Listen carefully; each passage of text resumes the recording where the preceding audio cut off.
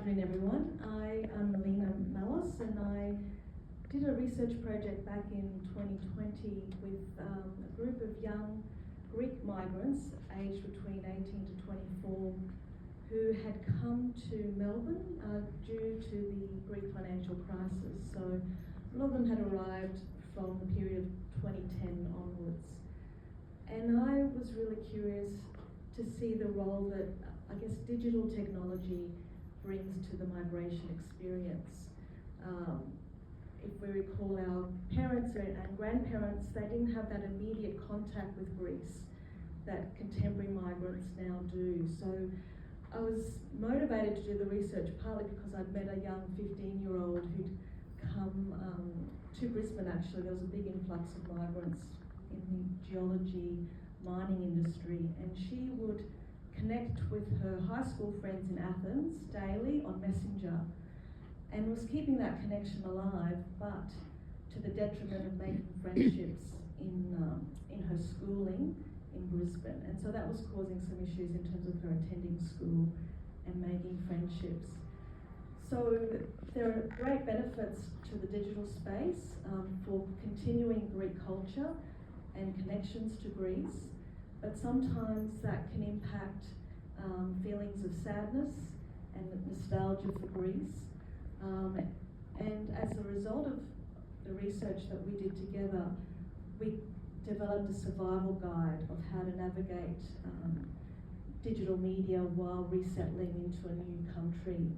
You know, tips to find organisations like the Greek community, to make new friendships. And it's a real credit to the Greek community that they did the language schools. A lot of these young people mentioned that, you know, obviously they're very proficient in Greek, they didn't need to go to Greek school, but they realised it was a way to keep friendships, to make friendships with others in a similar situation. Because one of the challenges for new migrants is coming into an established diaspora and trying to find their place, be given opportunities to contribute their contemporary aspect of Greekness and reinvigorating our Greek community. Thanks, Melina. You might take this on notice, or it might be for a conversation for another day, but I'm curious as to how the social media ban that's coming in for young people, how that might impact their connection with their homeland. Or is that a conversation for another day? Is that being too big a can of worms? I guess my participants were adults, consenting adults, and so, but a lot did come to Australia and didn't have social media accounts at that stage. Look, I have, I guess, my thoughts on the social media ban. I'm not really for it. I think it might then encourage young people to get on and develop fake accounts. When we ban something, I think if there's an element to wanting to rebel and find a way to still get on social media. I've heard that it might be problematic for those kids that are coming from, say they're coming from Greece now and they're 13 years old, and they might prevent them from connecting with their friends back there. But that sounds like it might be a conversation for another day, Barbara. Yeah, absolutely. Sorry, that was a bit of a curveball. What I am curious to know, because we spoke so I'm really lucky, like I managed to connect with the panellists before this event. So I've had a really broad range of conversation, and one of the other things I'm keen for you to share with us, is your experience of living in the US. So I think you were there at a uni, and seeing how generations ahead celebrate their Greekness.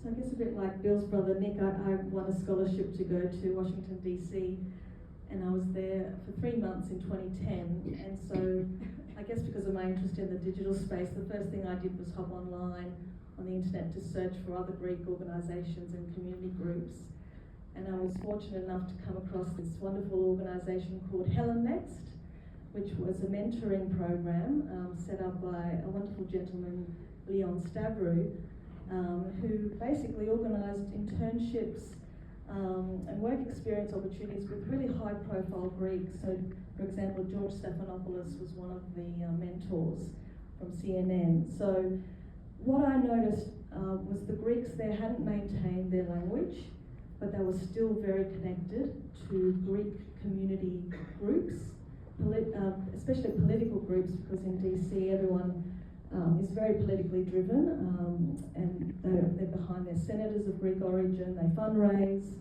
and also, yeah, so this wonderful gentleman organised for a member of Hellenism to pick me up and take me around Washington DC without knowing me, and I even learned that she borrowed the car from a friend. So it was really, I was really touched, and I guess this is where being a person of Greek origin is where our Greekness is a benefit in terms of connecting us with other people from across the globe who also share in that element of philotimo and wanting to keep our Greek roots alive.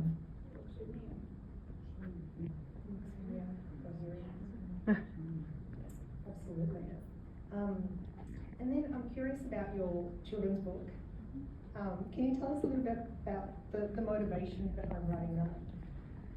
So I wrote a picture book in 2015 called Catch That Cat. It's for obviously early childhood audiences, and the motivation behind that was because I used to go to Kithra with my family on holidays, and we had such wonderful memories together. And I couldn't, there was no children's book available as a souvenir gift on Kithra, and I thought, well, this is a really missed opportunity because there's so many people coming every year with kids, and it's a great light present you can pack away and hand out to people. So that was largely the motivation. And then also, I guess my father grew up on Kithra, my grandparents grew up on Kithra, and they used to share stories of what they used to get up to. And I realised that now, particularly Kitherians, were sort of going on to 4th, 5th generation. Their